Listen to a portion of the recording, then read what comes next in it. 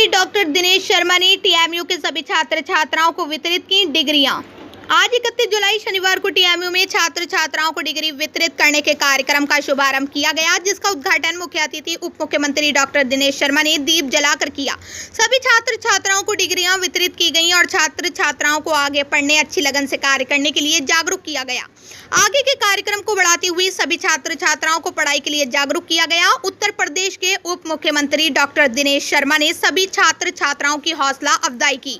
मोहम्मद असद खान को भी डिग्री प्रदान की गई। उत्तर प्रदेश के उप मुख्यमंत्री डॉक्टर दिनेश शर्मा ने अपने जीवन के बारे में भी बताया और कहा कि मेरी मां मुझको डॉक्टर बनाना चाहती थी और पापा टीचर बनाना चाहते थे, लेकिन मैंने बीच का रास्ता निकाला और मैंने पीएचडी कर ली और मैं सुई वाला डॉक्टर न बनकर कलम वाला डॉक्टर बन गया, जिसमें मुख्य अतिथि डॉक्टर दिनेश शर्मा, उप मुख्यमंत्री चौधरी भूपेंद्र सिंह, पंचायत राज मंत्री डॉक्टर विशेष गुप्ता, विधायक रितेश गुप्ता, डॉक्टर शैफाली, राज्यपाल सर्वेश जी, महापौर विनोद जायसवाल, व्यस्त गोपाल, अनजान साध्वी गुप्ता, राजपाल यादव अग्रवाल, मनीष जैन, सुरेश जैन आदि मौजूद रहे।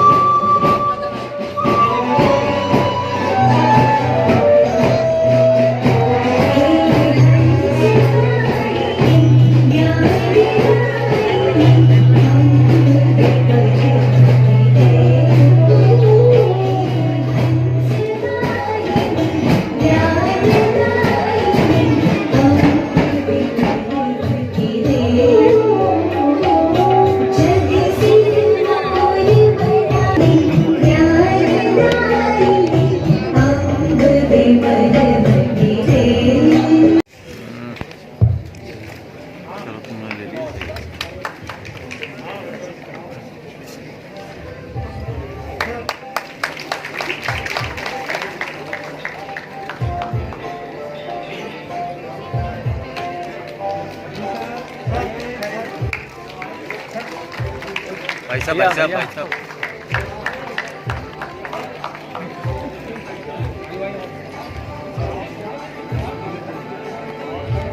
please sir, please.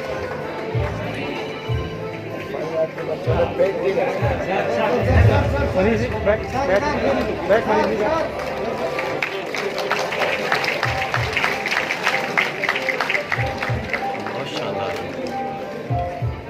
Of honor Shri Bhupen Singh Chaudhary ji, sir.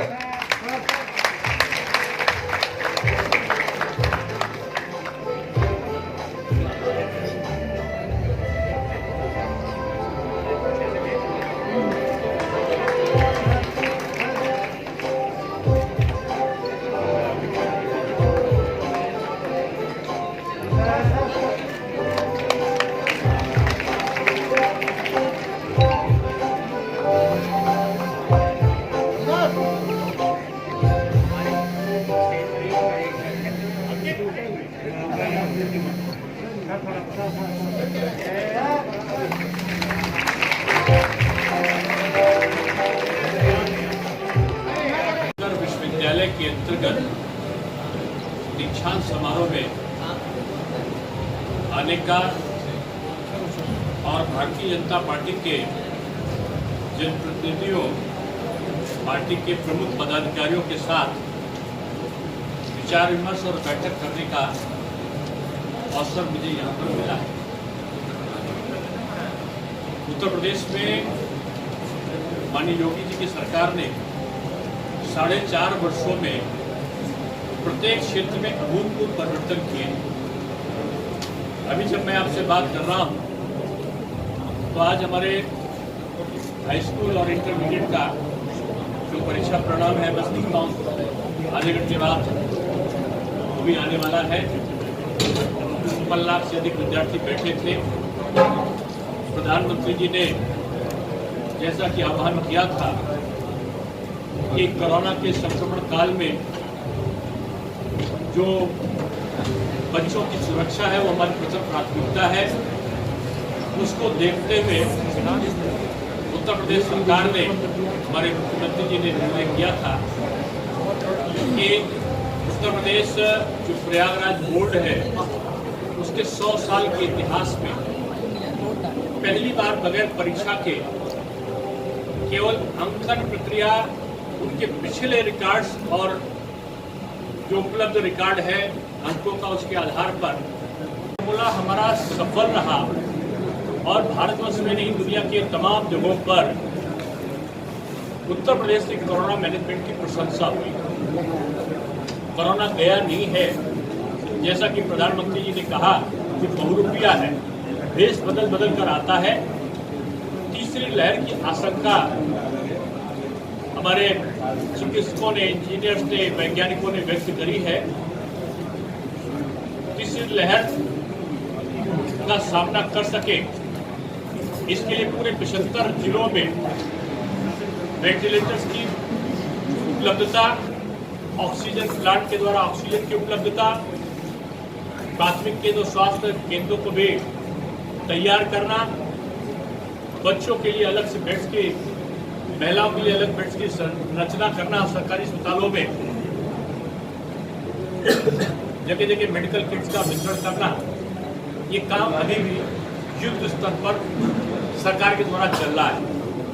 मैं दूसरी चीज कहूँगा कि जहाँ एक तरफ सरकार काम कर रही है, वहीं बीजेपी संगठन के द्वारा सेवा ही संगठन के नाम से हमारे कार्यकर्ताओं ने, हमारे जनप्रतिनिधियों ने गांव-गांव जाकर, शहर-शहर जाकर जो कोरोना पॉजिटिव संक्रमित लोग थे उनकी सेवा करने का, उनके परिजनों को सहायता पहुंचाने का, उनकी चिकित्सा की व्यवस्था करने का जो काम किया, उसमें हमारे तमाम पार्टी के पदाधिकारी, हमारे 6-7 विधायक, 3-3 हमारे मंत्री दिवंगत हुए, लेकिन बीजेपी पार्टी के लोग और सरकार ने ही कोरोना के इस भयावह स्वरूप का सामना करने में पूरा समय दिया। लेकिन उस समय मुझे दुख इस बात का है कि जब कोरोना के संक्रमण से लोग प्रताड़ित हो रहे थे तो विपक्ष के बहुत सारे जो नेता हैं आज जो विभिन्न प्रकार के जातीय उन्माद को उत्पन्न करने का के लिए झूठी और विभिन्न प्रकार की मनगढ़ंत बातों से लोगों में आक्रोश पैदा करने का सपना देख रहे हैं। कुछ लोग तो साइकिल यात्रा पर निकलने का, कुछ लोग और प्रकार के सम्मेलन करने का जो तरीका अपना रहे हैं। उस समय कहाँ थे जब कोरोना से पूरे 1 वर्ष से हमारा प्रदेश प्रताड़ित हो रहा था? तब घरों में बैठकर एयर कंडीशन कमरे में केवल ट्वीट करते थे हफ्ते 10 दिन में कि बीजेपी सरकार वैक्सीन नहीं ला सकती, बीजेपी सरकार वैक्सीन लाएगी तो नकली होगी, भारत में तो वैक्सीन हो ही नहीं सकती, आ गई तो ये मिल ही नहीं सकती, आ गई तो ये फ्री मिलना चाहिए। और यहाँ तक तो कुछ नेताओं ने कह दिया ये कोरोना वैक्सीन बीजेपी की वैक्सीन है। लेकिन उसके बाद उनके परिजनों ने वैक्सीन लगवाया, अपने स्वास्थ्य की चिंता करते हुए भारत की विश्वसनीय वैक्सीन को लगवाने का काम किया।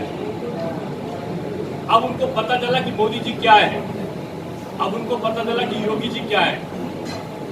ये लक्ष्य लेकर जनता के हित में जो काम किया है, उससे विपक्षी दलों में डर का वातावरण चुनाव की दृष्टि से लगा है और वो विकास के नाम पर, सेवा के नाम पर बीजेपी का सामना नहीं कर सकते। इसलिए आज वो जातीय उन्माद के आधार पर विभिन्न धर्मों का नाम लेकर प्रदेश के वातावरण को प्रदूषित करने का सपना देख रहे हैं। अब ये प्रदेश में जातिवाद, संप्रदायवाद, हरिभतीजावाद, भ्रष्टाचारवाद, इन वादों की जगह अब केवल एक ही वाद चलेगा, वो है मोदी जी और योगी जी का विकासवाद। इसलिए भारतीय जनता पार्टी विकासवाद के आधार पर आगे का अपनी रणनीति तय करती हमेशा से। आज मुझे खुशी हुई कि उत्तर प्रदेश में जो शिक्षा का बदलाव हुआ है, नकल विहीन परीक्षा, पाठ्यक्रमों का परिवर्तन, नए रोजगार परक कोर्सों को जोड़ना, नई शिक्षा नीति के द्वारा जो आमूलचूल व्यवस्था है शिक्षा की, उसमें परिवर्तन करने का लक्ष्य में प्राप्त किया है। ये बहुत बड़े परिवर्तन है और आज इन परिवर्तनों को लेकर हम लोग जिले जिले न केवल अवसर मिलेगा, बल्कि जिन लोगों ने बोर्ड की फीस जमा की है उन्हें दोबारा बोर्ड की फीस नहीं देनी होगी। आज हम चाहते हैं कि हमारा जो विश्वविद्यालय की परीक्षाएं हैं, जो हमने प्रमोशन दिया था, फाइनल ईयर की परीक्षा हमने कराई है, बाकी हमने तमाम जगहों पर जो पाठ्यक्रम थे उसमें हमने प्रमोशन उसमें भी दिया है, उनको हमने 17 अगस्त तक समाप्त करने के लिए कहा है। 17 अगस्त तक हमारी सारी परीक्षाएं जो विश्वविद्यालय की समाप्त हो जाएंगी। उसके बाद विश्वविद्यालयों में पठन पाठन का क्रम प्रारंभ हो, उसकी व्यूह रचना हम लोग रच रहे हैं। हम लोग आगे कब ऑफलाइन टीचिंग शुरू कर सकते हैं, इस पर जल्दी निर्णय लेने वाले हैं और इसके माध्यम से जो एक विद्यार्थी है उसको आगे की भूमिका तय करने का अवसर मिलेगा। और जैसा आपने सीबीएसई के रिजल्ट्स में भी देखा है, और उससे बचाव ये हमारी पहली प्राथमिकता है। और मुझे खुशी है कि कोरोना के इस